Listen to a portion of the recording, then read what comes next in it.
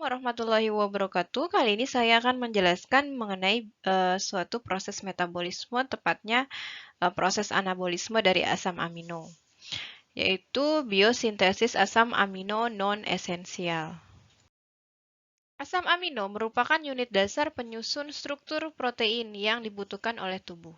Asam amino memiliki fungsi yang sangat penting, yaitu merupakan kerangka dasar sejumlah senyawa penting dalam metabolisme, seperti enzim, hormon, asam nukleat, dan vitamin. Tumbuhan dapat mensintesis ke-20 asam amino, tidak seperti manusia dan hewan yang hanya bisa mensintesis 10 dari 20 asam amino. Asam amino yang dapat disintesis sendiri oleh makhluk hidup disebut dengan sebutan asam amino non-esensial. Sedangkan asam amino yang tidak dapat disintesis sendiri dan harus diperoleh dari makanan, maka disebut dengan asam amino esensial. Berikut ini merupakan tabel data asam amino esensial dan non-esensial. Nah, jadi mulai dari arginin, histidin, isoleusin, leusin, lisin, hingga metionin itu adalah asam amino esensial. Dalam artian asam amino esensial ini harus kita peroleh dari sumber makanan, makanya kita harus mengkonsumsi makanan yang bergizi. Kemudian untuk asam amino esensial ini adalah non-esensial adalah asam amino yang memang bisa disintesis oleh makhluk hidup. Ya, contohnya dari alanin, asparagin, aspartat, sistein, glutamat, glisin hingga tirosin. Nah, jadi asam amino disinilah yang akan kita pelajari bagaimana proses sintesisnya. Dalam sintesis suatu asam amino, kita membutuhkan prekursor metabolik. Jadi prekursor ini adalah senyawa awalan yang digunakan untuk mensintesis suatu senyawa. Nah, dalam hal ini ada sekitar 7 prekursor untuk mensintesis suatu asam amino. Jadi, prekursor ini menjadi suatu kelompok. Pertama adalah kelompok alfa-ketoglutarat. Nah, alfa-ketoglutarat ini bisa digunakan untuk sintesis asam amino glutamat, glutamin, prolin, arginin. Kemudian, kelompok 3-fosfogliserat. Nah, kelompok prekursor ini bisa digunakan untuk sintesis serin, glisin, dan sistein. Lalu kelompok oksaloasetat. Nah, kelompok ini bisa digunakan untuk sintesis asam amino aspartat, asparagin, metionin, treonin, dan lisin. Kemudian, ada pula kelompok pirufat yang bisa digunakan untuk mensintesis alanin, valin, leusin, dan isoleusin. Lalu gabungan antara prekursor fosfoenol pirufat dan eritros 4-fosfat.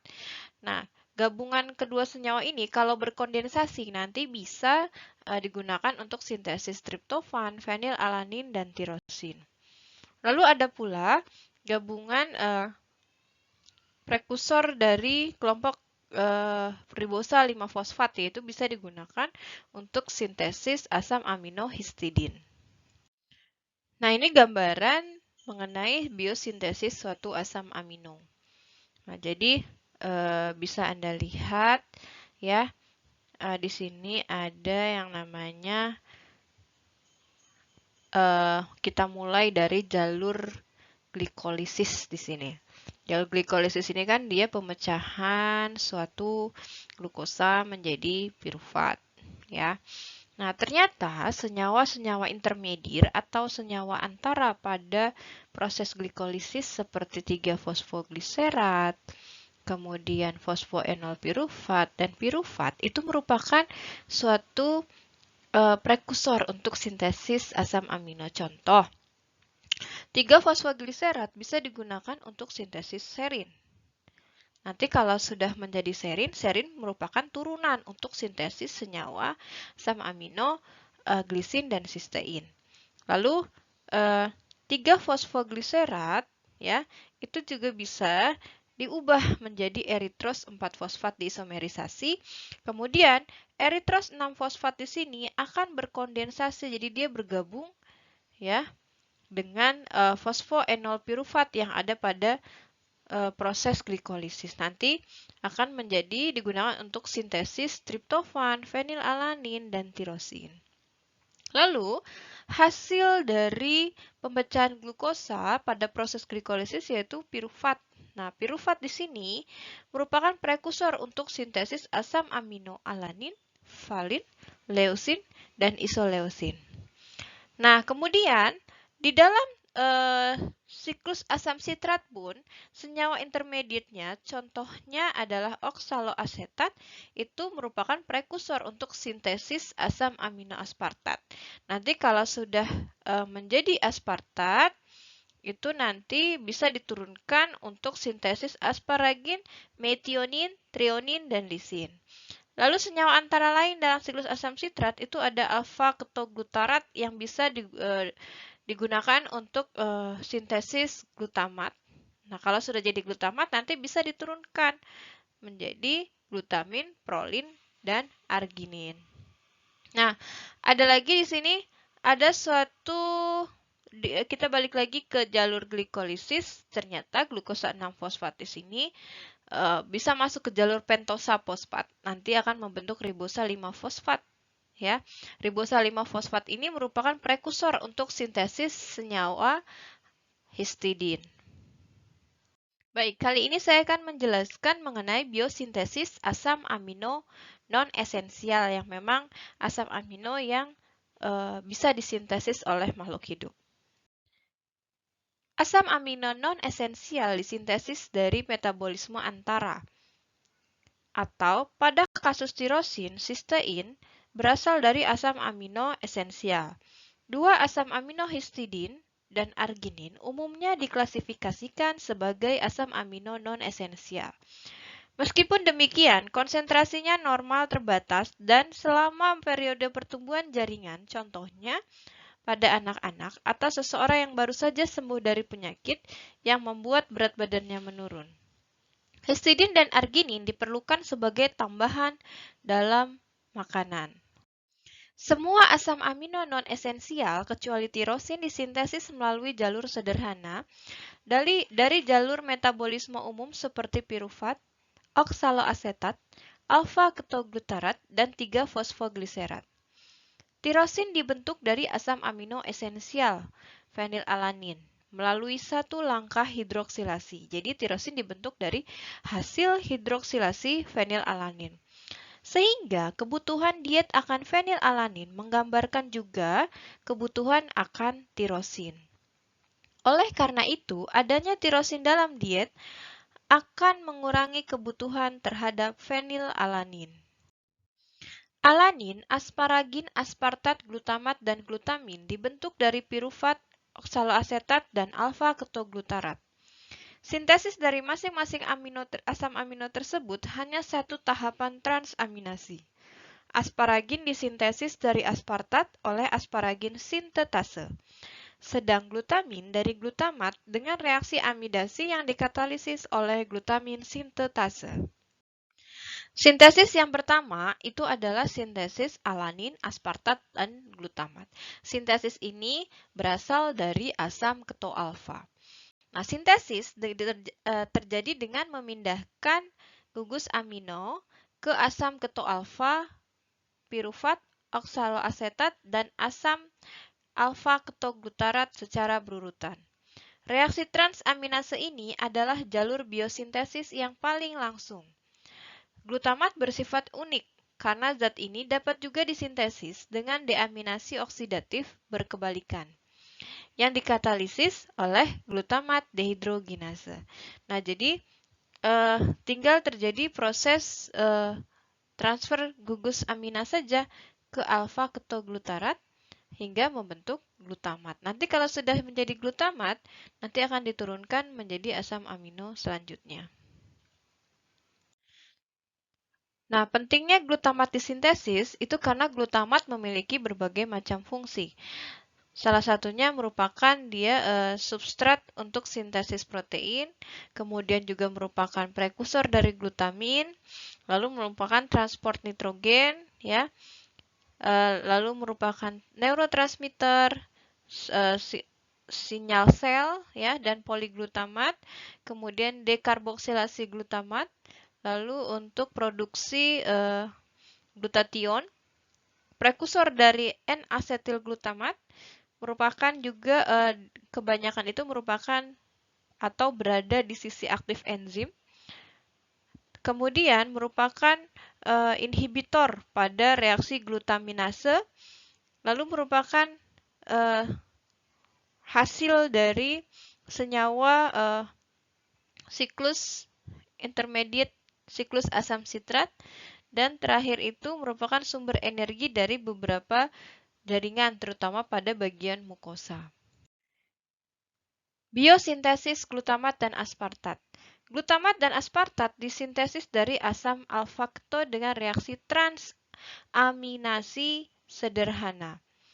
Katalisator reaksi ini adalah enzim glutamat dehidrogenase dan selanjutnya oleh aspartat aminotransferase. Jadi seperti kebalikan dari degradasi oksidatif asam amino.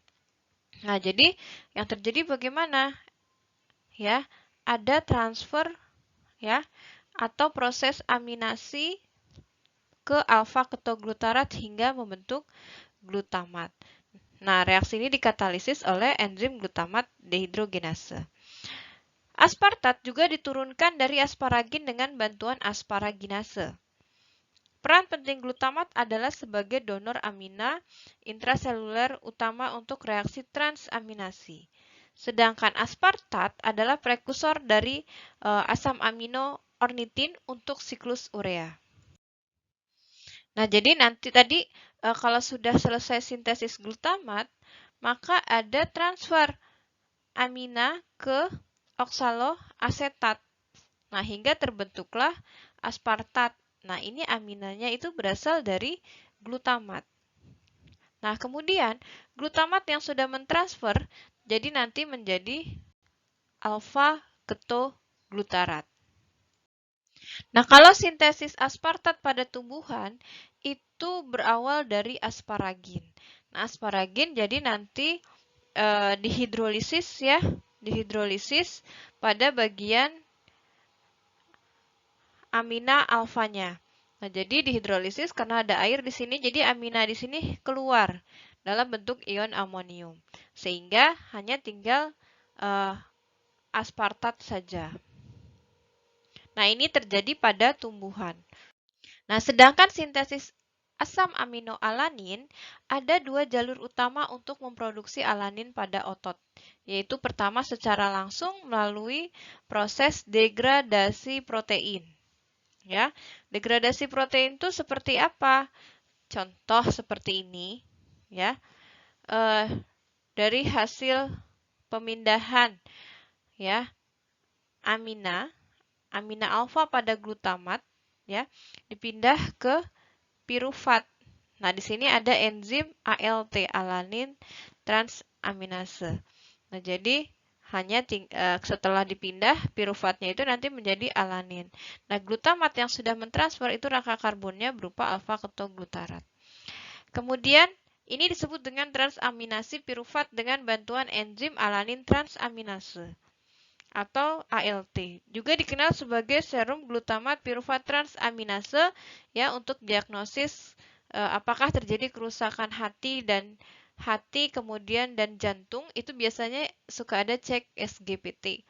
Jadi kalau ada SGPT-nya hasilnya seperti positif misalkan nih, ya berarti memang ada terjadi kerusakan hati dan jantung karena enzim ini akan dikeluarkan terlebih dahulu apabila terjadi kerusakan hati dan jantung. Nah, kemudian proses ini berhubungan juga dengan siklus glukosa alanin, ya, siklus glukosa alanin. Jadi, saya jelaskan di hati, ini di hati dan ini di otot. Jadi, yang terjadi itu bagaimana? Alanin itu nanti kan mengalami deaminasi ya. Jadi, NH-nya ini, aminanya masuk ke dalam siklus urea, rangka karbonnya berupa pirufat. Nah, pirufat ini merupakan prekursor dari gluconeogenesis untuk sintesis glukosa. Nah, nanti kalau sudah jadi glukosa, nanti glukosa keluar dari liver, menuju aliran darah, kemudian masuk ke otot. Di otot, glukosa ini mengalami glikolisis menjadi pirufat. Dan ada pula piruvat ini dialihkan kalau kondisinya anaerob bisa menjadi laktat. Nah, piruvat di sini di otot itu nanti akan mengalami proses transaminasi membentuk alanin kembali oleh enzim alanin transaminase. Nanti alanin akan masuk ke aliran darah lagi, masuk ke liver.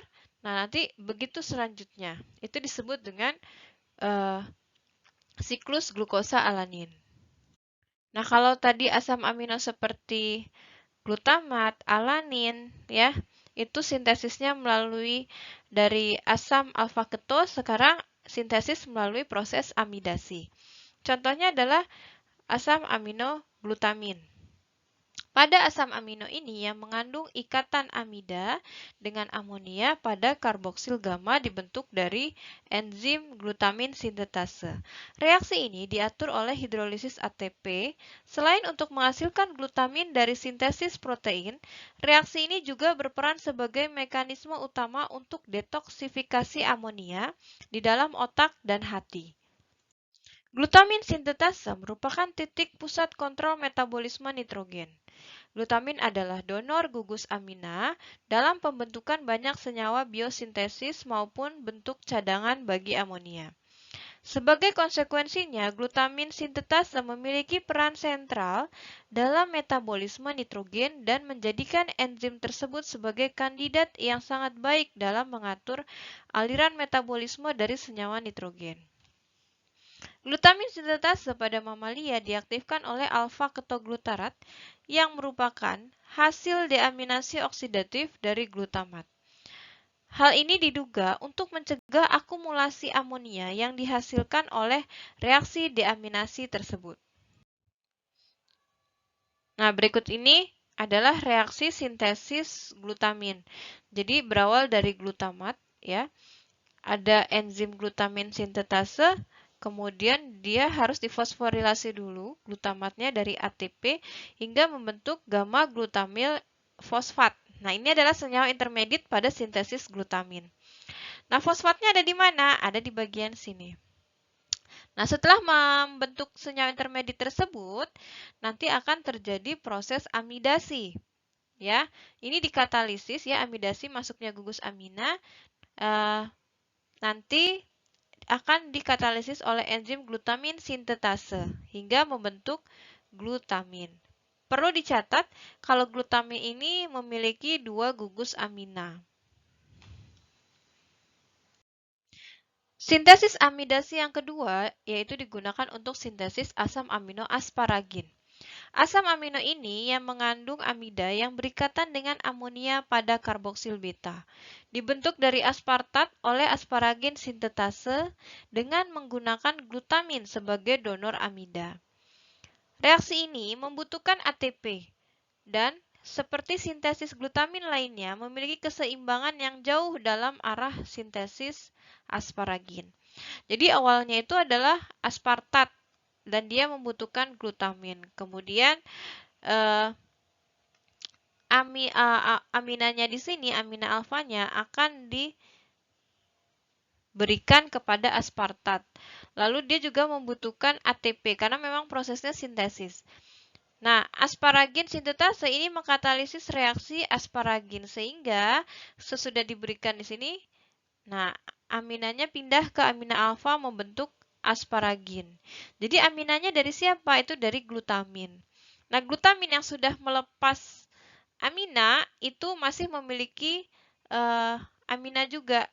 Nah, itu disebut dengan glutamat. Kemudian sintesis asam amino prolin.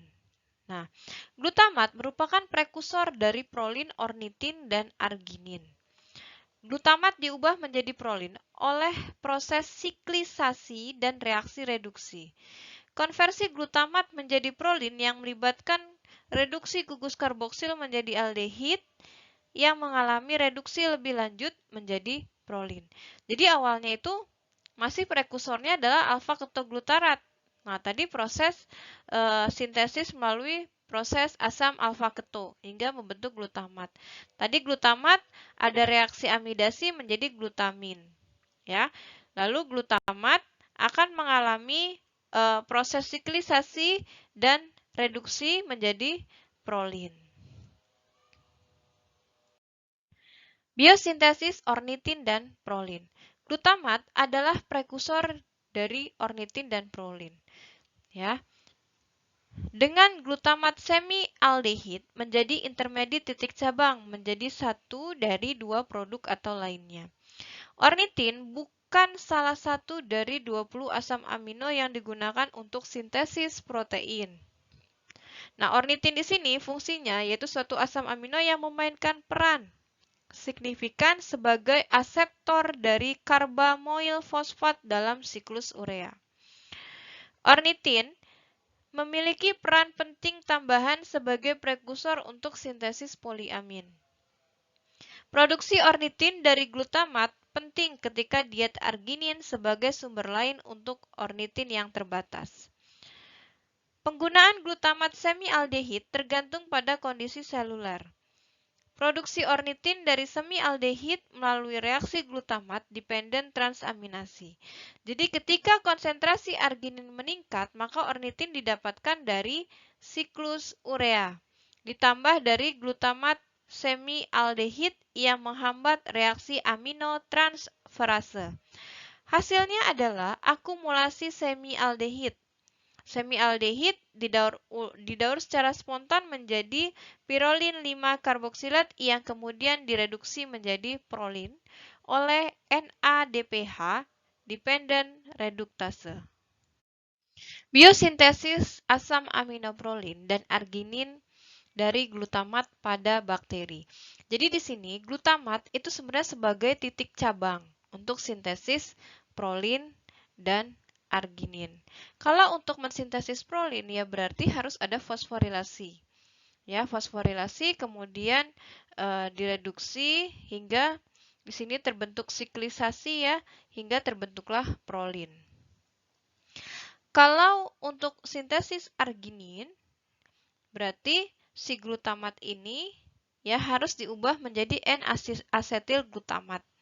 Kemudian dia nanti akan diubah menjadi arginin. Nah, ini proses yang lebih jelas ya, reaksinya lebih jelas.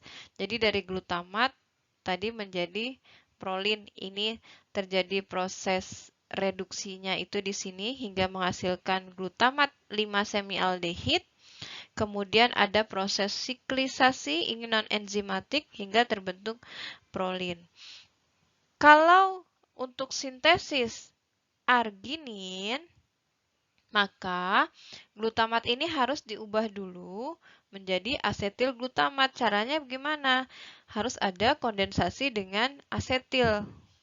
Nah, hingga terbentuk N-asetil glutamat. Lalu terjadi fosforilasi ya, hingga membentuk N-asetil glutamat 5-fosfat.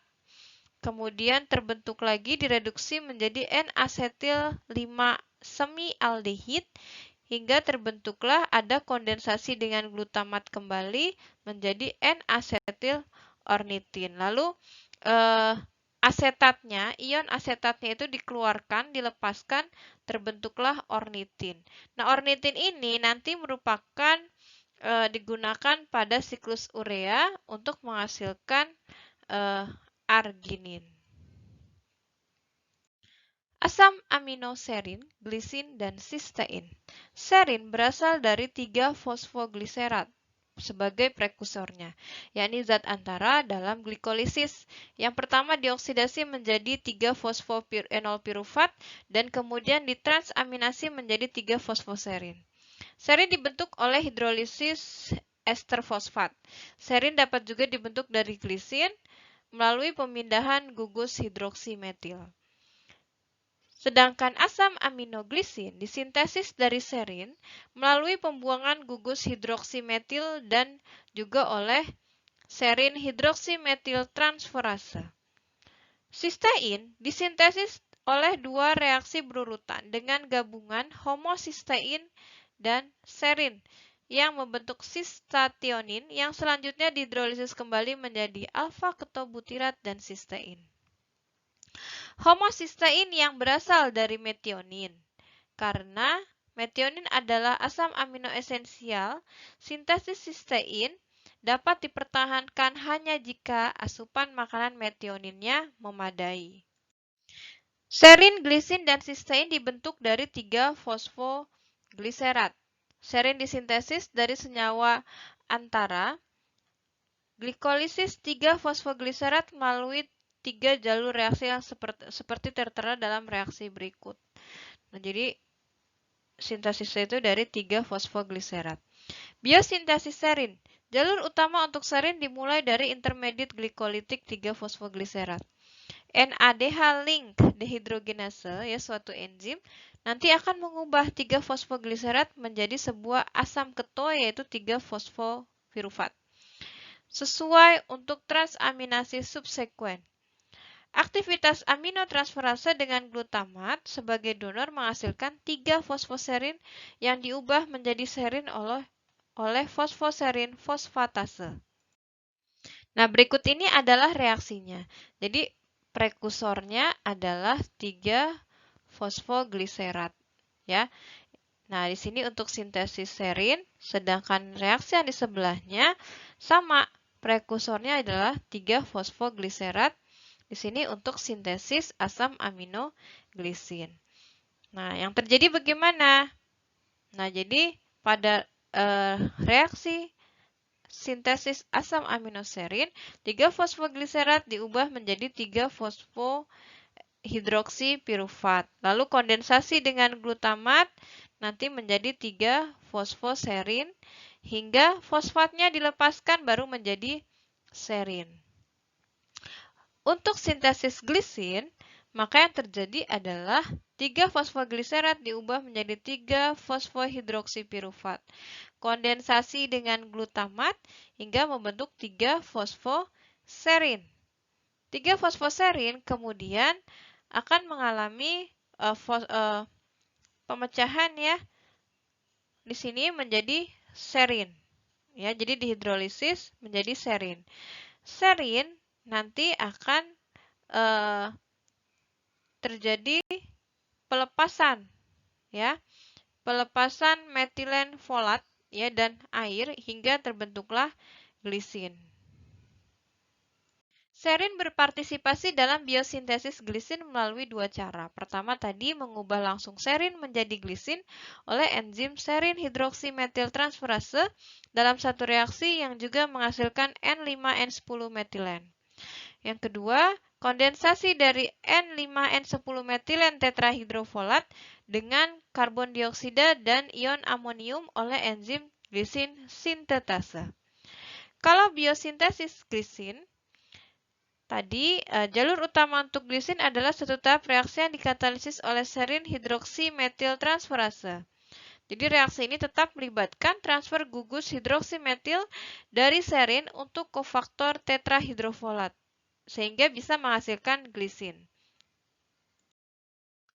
Biosintesis sistein. Sulfur untuk sintesis sistein berasal dari metionin.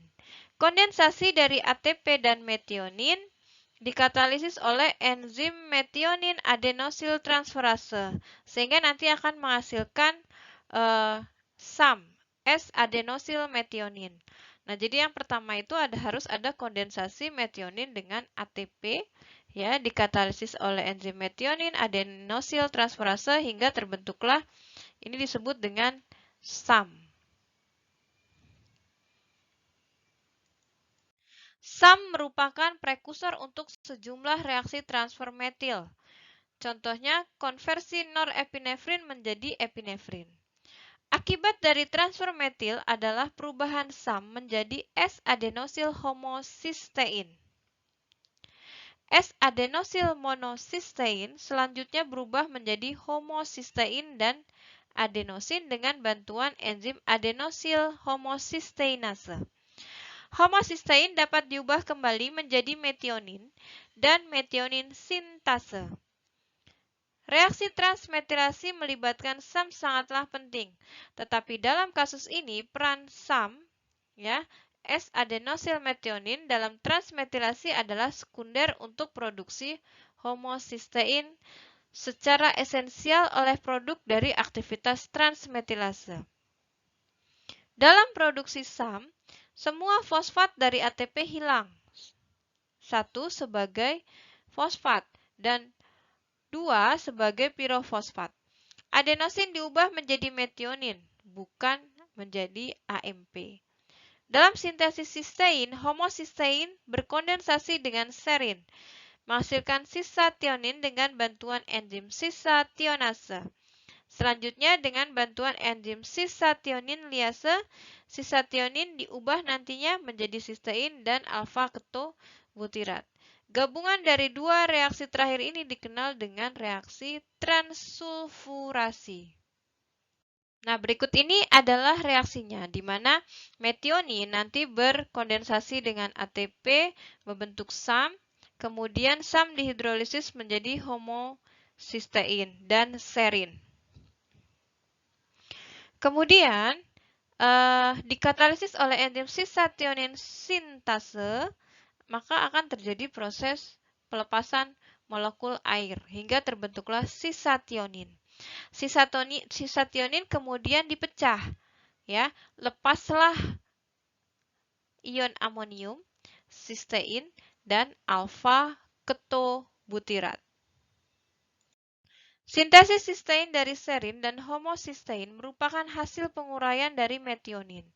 Homosistein bergabung dengan serin membentuk sisa tionin yang selanjutnya akan membentuk sistein dan alfa-ketobutirat.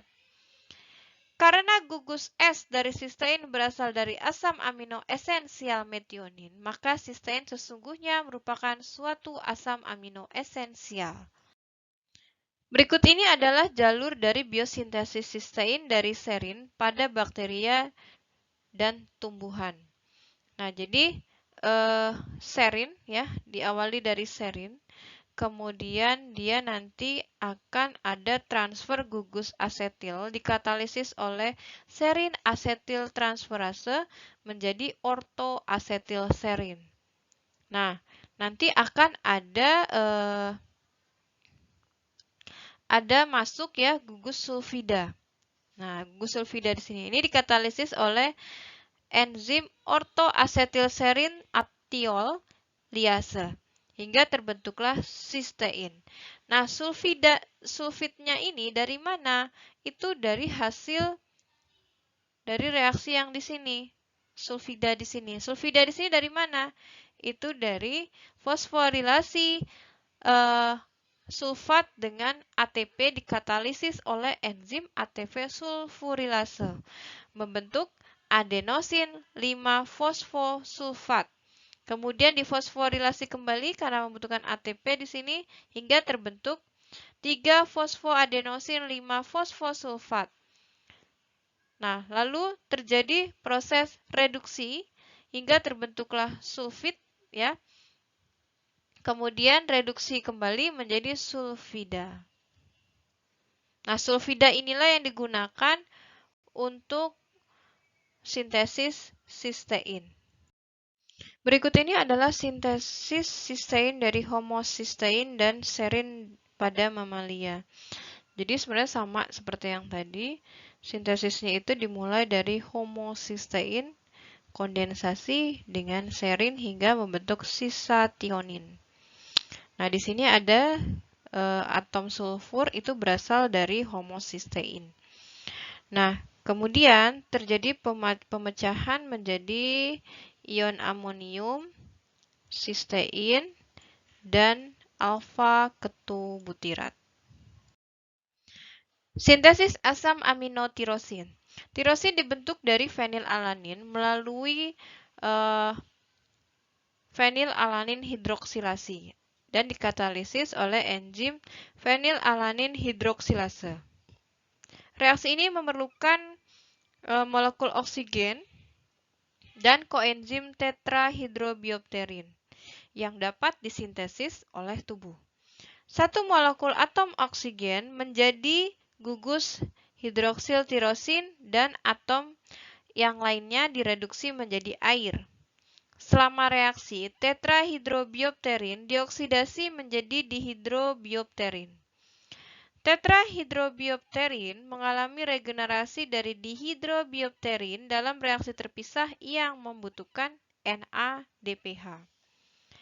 Tirosin seperti sistein dibentuk dari asam amino esensial sehingga hanya bersifat non-esensial jika jumlah asupan fenilalaninnya memadai.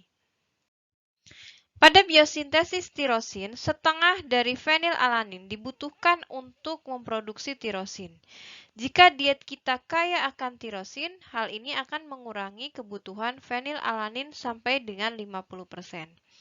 Fenilalanin hidroksilase adalah campuran fungsi oksigenase, satu atom oksigen digabungkan ke air dan lainnya ke gugus hidroksil dari tirosin.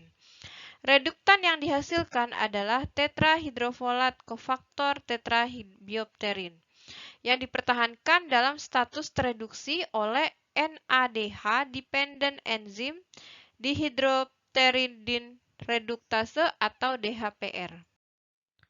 Nah, berikut ini adalah reaksi dari sintesis asam amino tirosin, ya. Dia berasal dari fenilalanin. Jadi hidroksilasi fenilalanin. Nah, ini enzimnya kemudian membutuhkan koenzim ya, koenzim biopterin, tetrabiopterin. Nah, kemudian juga membutuhkan oksigen. Nah, oksigen inilah nanti akan menyumbangkan atom oksigen pada tirosin. Kelainan metabolik pada metabolisme asam amino. Pertama, kelainan metabolik ini memang bisa menyebabkan penyakit, salah satunya adalah fenilketonuria atau PKU. Yaitu gangguan desakan autosomal genetis yang disebabkan oleh defisiensi enzim fenilhidroksilase atau PAH. Enzim ini sangat penting dalam mengubah asam amino fenilalanin menjadi asam amino tirosin. Jika tubuh kekurangan PAH, maka fenilalanin akan mengumpul dan berubah menjadi fenilketon yang bisa dideteksi dari urin. Jika dibiarkan, kondisi ini dapat menimbulkan masalah dalam perkembangan otak, menyebabkan fungsi mental menurun drastis dan berbagai serangan-serangan. Kelainan metabolik lainnya yaitu adalah maple syrup urine disease atau MSUD, yaitu kelainan resesif yang terjadi karena terdapat defisiensi parsial atau total pada rantai cabang asam alfa-ketodehidrogenase, yakni enzim yang mendekarboksilasi leusin, isoleusin, dan valin. Asam amino ini dan asam alfa-ketod biasanya akan terakumulasi di dalam darah, akan menyebabkan efek toksik yang mengganggu fungsi dari otak. Penyakit ini ditandai dengan timbulnya masalah muntah, dehidrasi, asidosis metabolik berat, dan gambaran khas bau maple syrup di dalam urin. Kelainan metabolik lain pada asam amino yaitu yang ketiga ada albinismus, yaitu suatu keadaan dengan kelainan pada metabolisme tirosin yang menyebabkan defisiensi pembentukan melanin. Kelainan ini menyebabkan kehilangan pigmen dari kulit, rambut, dan mata yang bersifat sebagian atau bahkan total. Yang keempat, ada kelainan homocystinuria, yaitu gangguan yang melibatkan kelainan pada metabolisme homocystein. Penyakit ini diturunkan sebagai penyakit autosomal resesif yang ditandai oleh tingginya kadar homocystein dan metionin, serta rendahnya kadar sistein pada plasma dan urin. Penyebab homocystinuria adalah kelainan pada enzim cis-tionin beta sintase homozigot yang akan mengalami ektopia lentis, kelainan tulang rangka, penyakit arteri prematur, osteoporosis, dan retardasi mental. Kelainan metabolik lain pada asam amino yaitu yang keempat ada alkaptoniria, yaitu penyakit metabolik yang menyebabkan defisiensi asam homogentisat oksidase sehingga menyebabkan penimbunan asam homogentisat. Gejalanya adalah urin berwarna gelap, arteri sendi besar, dan terjadi pigmentasi. Kelainan lain adalah di sini sebenarnya adalah hubungannya dengan sintesis ya, suatu sintesis heme, yaitu penyakit porfiria. Yang biasanya memang diturunkan yang menyebabkan penimbunan dan peningkatan ekskresi porfirin atau prekursor porfirin.